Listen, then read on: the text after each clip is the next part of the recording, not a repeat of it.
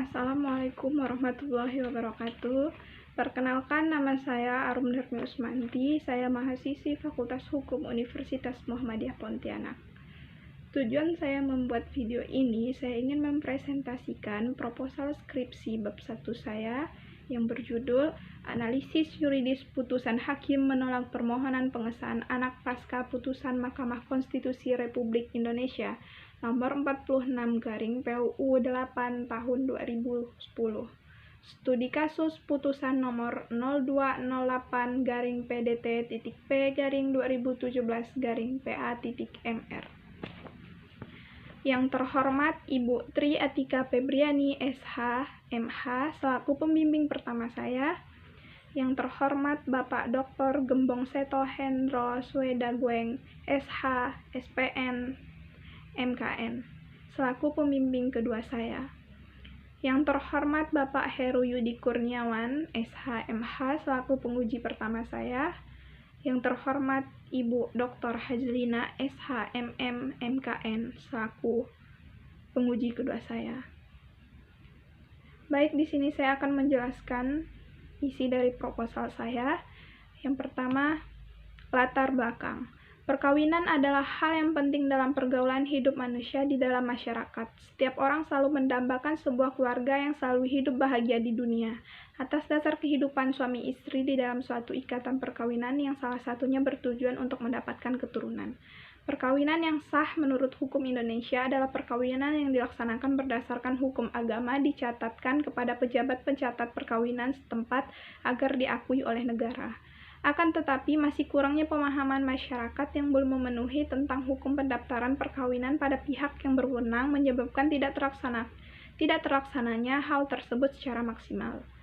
Dalam pasal 2 Undang-Undang Perkawinan menjelaskan bahwa perkawinan yang sah apabila perkawinan tersebut dilakukan menurut hukum masing-masing dan menurut agama serta kepercayaannya dan dicatat menurut perundang-undangan yang berlaku. Namun demikian, masih banyak orang yang melangsungkan perkawinan tidak dicatat atau nikah bawah tangan. Nikah bawah tangan adalah perkawinan yang tidak dicatat, yaitu sah menurut agama tetapi tidak sah menurut negara. Permasalahan yang sering terjadi akibat perkawinan yang tidak dicatat adalah perkawinannya dianggap tidak sah oleh negara, sehingga istri dan anak-anak yang dilahirkan tidak mendapatkan perlindungan hukum seperti hubungan keperdataan dengan ayahnya. Sebagaimana disebut dalam pasal 43 ayat 1 Undang-Undang Nomor 16 Tahun 2019 tentang perubahan atas Undang-Undang Nomor 1 Tahun 1974 tentang perkawinan, bahwa anak yang dilahirkan di luar perkawinan hanya mempunyai hubungan keperdataan dengan ibunya dan keluarga ibunya. Dalam hal tersebut, anak yang dilahirkan dari pernikahan yang tidak sah di mata negara menjadi anak yang tidak sah dan tidak memiliki hak keperdataan dari ayah biologisnya. Sedangkan seorang anak merupakan harta yang tak ternilai harganya. Keberadaan seorang anak merupakan anugerah dari Tuhan untuk dijaga, dilindungi, dan dididik setiap orang tua. Dalam Undang-Undang Perkawinan, anak dibagi menjadi dua, yaitu anak sah dan anak luar kawin. Anak sah yaitu anak yang dilahirkan dalam atau sebagai akibat dari perkawinan yang sah. Sedangkan anak yang dilahirkan sebagai akibat dari hubungan tanpa didasarinya oleh adanya ikatan perkawinan yang sah, tidak dapat dikatakan sebagai anak sah. Akibat anak yang dilahirkan dari perkawinan yang tidak sah akan mendapatkan kesulitan dalam mengurus hak-hak keperdataan karena tidak adanya akta kelahiran. Maka negara mempunyai hambatan dalam memenuhi hal tersebut. Pasal 43 Undang-Undang Nomor 16 Tahun 2019 tentang perubahan atas Undang-Undang Nomor 1 Tahun 1974 tentang perkawinan, bahwa anak yang lahir di luar perkawinan hanya mempunyai hubungan keperdataan dengan ibunya dan keluarga ibunya saja. Maka agar ada hubungan keperdataan dengan ayahnya, diperlukan pengakuan dan pengesahan. Dengan demikian, maka anak tersebut mendapatkan status sebagai anak sah. Pasal 43 Undang-Undang Nomor 16 Tahun 2019 tentang perubahan atas Undang-Undang Nomor 1 Tahun 1974 tentang perkawinan, maka agar ada hubungan keperdataan dengan ayahnya diperlukan pengakuan dan pengesahan. Dengan demikian, maka anak tersebut mendapatkan status sebagai anak sah. Seperti pada contoh permohonan yang saya ambil mengenai judul ini, yang dimana seorang ibu melakukan uji materi mengenai pasal 2 ayat 2 dan pasal 43 ayat 1 Undang-Undang Nomor 16 Tahun 2019 tentang perubahan atas Undang-Undang Nomor 1 Tahun 1974 tentang perkawinan. Karena merasa dirugikan oleh pasal tersebut, judicial review tersebut diajukan pada Mahkamah Konstitusi. Mahkamah Konstitusi merupakan lembaga peradilan yang berwenang mengadili pada tingkat pertama dan tingkat terakhir, yang putusannya bersifat final. Putusan Mahkamah Konstitusi Republik Indonesia nomor 46 PUU 8/2010 tanggal 27 Februari 2012 lahir. Putusan berawal karena adanya permohonan judicial review yang diajukan oleh Hajah Aisyah Mohtar dan anaknya Muhammad Iqbal Ramadan bin Mardino terhadap ketentuan pasal 2 ayat 2 dan pasal 43 ayat 1. Setelah melalui tahap yang begitu panjang dilalui oleh Hajah Aisyah Mohtar dalam perjuangan hak keperdataan anaknya, akhirnya tepat pada tanggal 27 Februari 2012 Mahkamah Konstitusi memutuskan untuk mengabulkan sebagian permohonan yang diajukan, yaitu pasal 43 ayat 1, di mana pasal itu dianggap ketidakadilan bagi anaknya dan bertentangan dengan konstitusi. Dengan adanya putusan Mahkamah Konstitusi tersebut, anak yang dilahirkan dari hasil perkawinan yang tidak dicatat akan memiliki status dan hak keperdataan yang sama dengan perkawinan yang dicatat. Putusan Mahkamah Konstitusi memperoleh kekuatan hukum tetap dan bersifat final. Artinya, putusan tersebut sejak diucapkan dalam sidang dan memperoleh kekuatan hukum tetap, maka tidak ada upaya yang bisa ditempuh. Pada realitanya, masih terdapat permohonan-permohonan tentang pengesahan anak yang ditolak oleh pengadilan. Salah satu contoh yang dapat ditemukan pada penetapan pengadilan nomor 0208-PDT.P/2017-PA.MR, di mana pada permohonan tersebut hakim menolak permohonan para pemohon.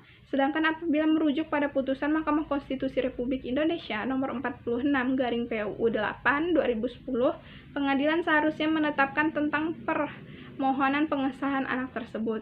Berdasarkan latar belakang di atas, maka penulis sangat tertarik untuk membahas dan mengkaji permasalahan mengenai hakim menolak permohonan pengesahan anak pasca keluarnya putusan Mahkamah Konstitusi Republik Indonesia nomor 46/PUU 8/2010 tersebut dalam bentuk skripsi yang berjudul Analisis Yuridis Putusan Hakim Menolak Permohonan Pengesahan Anak Pasca Putusan Mahkamah Konstitusi Republik Indonesia nomor 46/PUU 8/2010.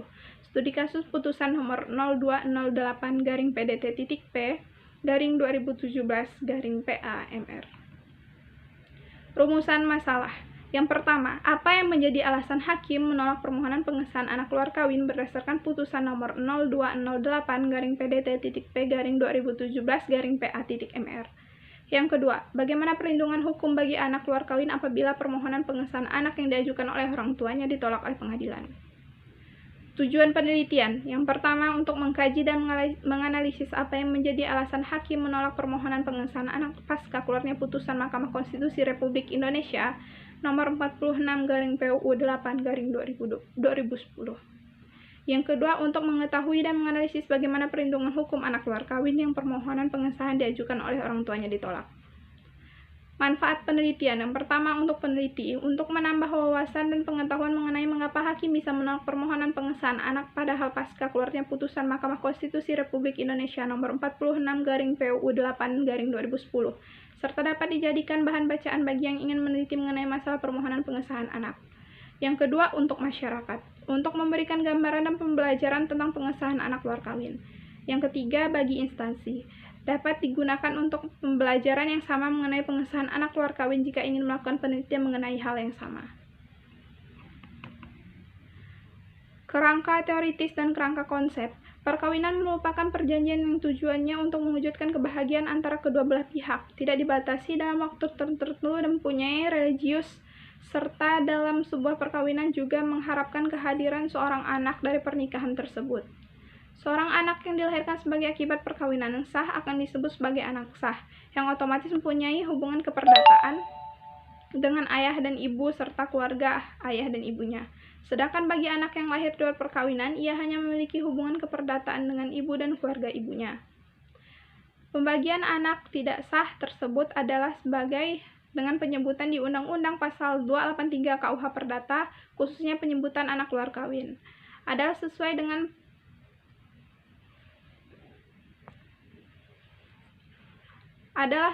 dengan pengaturannya dalam pasal 280 KUH Perdata.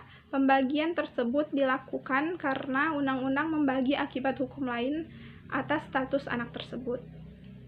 Anak luar kawin adalah anak yang dilahirkan di luar perkawinan yang sah, di mana hubungan antara seorang laki-laki dan perempuan yang keduanya tidak terikat perkawinan dengan orang lain serta tidak adanya larangan untuk menikah. Maka anak demikianlah yang bisa diakui secara sah oleh ayahnya. Dasar hukum anak luar nikah diatur dalam 1. Pasal 43 ayat 1 Undang-Undang Nomor 16 Tahun 2019 tentang perubahan atas Undang-Undang Perkawinan Nomor 1 Tahun 1974. Anak yang dilahirkan di luar perkawinan hanya mempunyai hubungan keperdataan dengan ibunya dan keluarga ibunya. 2.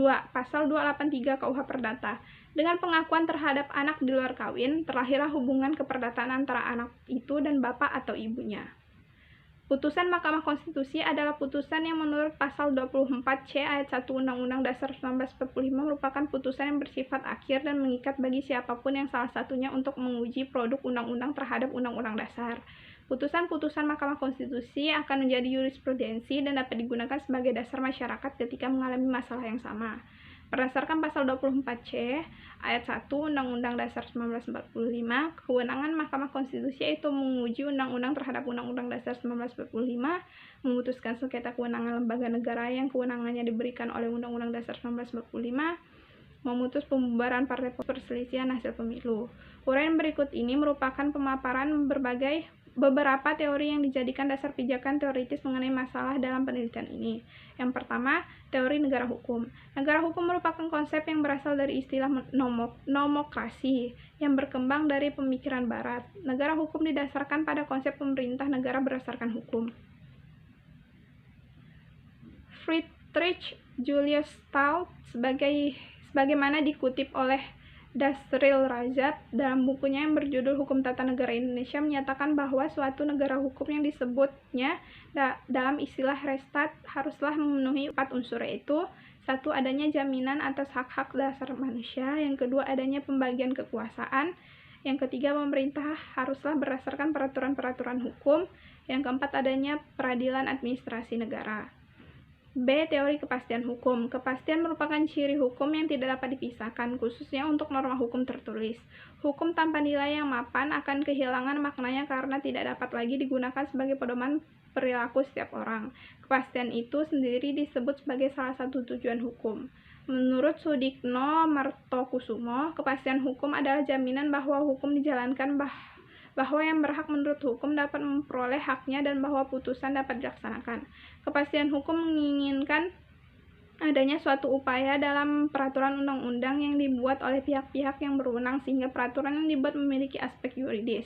Aspek inilah yang akan menjamin adanya kepastian bahwa hukum berfungsi sebagai peraturan yang harus ditaati. Metode penelitian. Yang pertama, sifat penelitian. Sifat penelitian yang digunakan penulis dalam penelitian ini adalah metode deskriptif analisis yang menganalisis suatu fakta yang ada serta menggambarkan sebagaimana adanya ketika penelitian ini dilakukan. Yang kedua, tipe penelitian. Tipe penelitian dilakukan penulis adalah melalui yuridis normatif, yaitu melakukan penelitian dengan cara meneliti dari berbagai sumber buku, jurnal, maupun artikel. Yang ketiga, pendekatan masalah. Penulis akan menggunakan 2 pendekatan penelitian, yaitu pendekatan undang-undang dan pendekatan kasus. Dengan pendekatan ini, penulis melakukan pengumpulan data dari berbagai sumber seperti Undang-Undang Nomor 16 Tahun 2019 tentang perubahan atas Undang-Undang Nomor 1 Tahun 1974, Putusan Mahkamah Konstitusi Republik Indonesia Nomor 46/PUU 8/2010, dan putusan penetapan pengadilan yang akan digunakan untuk menunjang penelitian ini. Yang keempat, metode penarikan sampel. Penarikan sampel yang digunakan penulis adalah pada putusan Pengadilan Agama di Mojokerto, yang dimana hakim menolak permohonan para pemohon dalam pengesahan anak luar kawin pasca keluarnya putusan Mahkamah Konstitusi Republik Indonesia Nomor 46/PUU-8 Tahun 2010. Hal ini menjadi salah satu dasar yang sangat kuat dilakukannya penelitian ini. Yang kelima, pengumpulan data. Penulis mengumpulkan data-data melalui bahan bacaan seperti buku-buku, artikel, jurnal, dan karya ilmiah lainnya berhubungan dengan penelitian ini. Yang keenam, analisis data. Metode analisis yang digunakan dalam penelitian ini adalah analisis yuridis normatif, yaitu dengan cara mengumpulkan pemikiran dari berbagai sumber bacaan kepustakaan yang dilakukan penulis. Sistematika penulisan. Bab 1, pendahuluan.